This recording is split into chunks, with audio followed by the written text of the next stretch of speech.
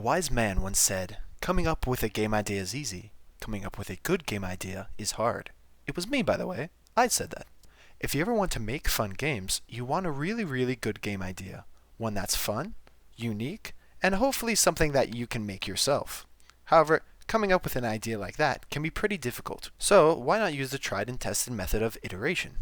Iteration is taking someone else's idea and then improving on it. Iteration allows us to improve on what came before in an internal march of progression off of the first, most basic conventions. If we didn't have iterators and innovators after all, our tires would probably still be made out of stone. Today I wanted to talk about the game that inspired my game, Karim and the 60 Thieves. Along the way, I hope that this video gets you thinking about your inspirations and game ideas, and helps you to make games that are more fun than anything we've seen already. So today, I'd like to talk about the game that inspired my game, Karim and the 60 Thieves, how I tweaked the game idea originally presented there to make my own unique game, and how this is, in fact, not stealing. Please, I swear it's not stealing. Onward! The idea for Karim and the 60 Thieves comes from a game I played years upon years ago, a flash game called Copycat, made by the legendary Cavanagh. Who is Cavanagh, I hear you ask? Why, Cavanagh is the developer behind hits like Dicey Dungeon, or VVVVVV, or VV, if you insist. And while Copycat is probably not the first game you'd associate with Cavanagh if you've heard of him, Copycat does display the fun and unique gameplay that I've come to associate with Cavanagh's games. Copycat started life as a flash game, a popular game on Cool Math where I believe I first picked it up. Other Cavanagh flash games showed up there too, such as the immensely fun Tiny Heist, which made me realize there was a cool dev behind this game to be a fan of. Copycat plays like this. You start off with a random power, and fight enemies that have similar powers to yours.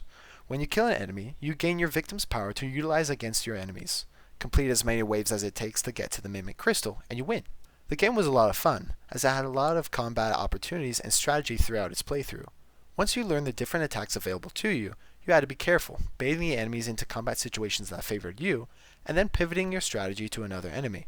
You'd get lucky, take advantage of opportunities, hope for a chance to get the attack you wanted, despair against enemies that had a good matchup against whatever ability you were copying currently, and retry every time you died. However, the game wasn't without its flaws. It was a game that was very punishing. You can only take a single hit before you die. Beyond that, movement in the game was not only turn-based, but tank controls as well. To put that in perspective for you, let's say your character is facing into a wall. In order to move away from that point, you need to turn, and then press forward to move forward in that direction. If there just happens to be an enemy behind you that you want to get away from, that means that you need to give them at least 2 turns to advance on you before you can get on your way. A mistake like that could cost you all of your progress instantly. Beyond that, like the name of the game suggests, you copy enemy abilities as soon as you kill them. Some enemy abilities are really unfavorable in certain situations, and can have a lot of trouble with enemies that match up particularly poorly against whatever you have currently, or against whatever you happen to pick up in your attempt to defeat the other enemies trying to kill you. I knew from a bunch of playthroughs that the game was fun. I had a lot of fun with it, but at the same time I couldn't help but think that there were some pain points that made me frustrated with the experience. If I wanted to make a game people would play, I needed my game to be unique. I needed my game to have its own unique voice. I needed to ask the question of why people would play my game instead of Copycat. To answer this question, I invested more into polishing the game. As far as I can understand, Copycat is a game jam game, meaning there was not a lot of opportunity to make art and music assets. I set my game apart by designing cutscenes, better visuals, arguably, and of course music and sounds. I also added a sense of progression. Right now there are 3 stages that you can play through. That means that generally, when you lose, you aren't starting over just at square one. You are actually progressing through the game itself and across new content to learn and play with. On the subject of combat and gameplay and the pain points I discussed earlier, let's look and see what I changed. For one, I made the arena a lot smaller, and the cover a lot harder to destroy. I gave the player a generous health bar, and provided a clearer goal. One thing that was also important to me is the design of the weapons. While you still gain the combat capabilities of the enemies you defeat, those abilities are dropped on the ground as weapons that you can pick up, meaning that the player has more control over what power-ups they pick up and where. I made the decision that these weapons would never despawn, allowing the player options for whatever weapon they wanted. I compensated for this by causing weapons to break after just 3 uses, forcing the player to improve and change and learn weapons the same way it's done in Copycat. I also changed the controls so that the player could attack directly behind themselves. Now when I first made the game, those clunky tank controls were still a part of K60T. However, I got some feedback that it was unintuitive, so I pivoted. You can now press a direction and Karim will snap to that direction, still allowing for turning and then motion, but allowing the player greater freedom to attack directly behind themselves.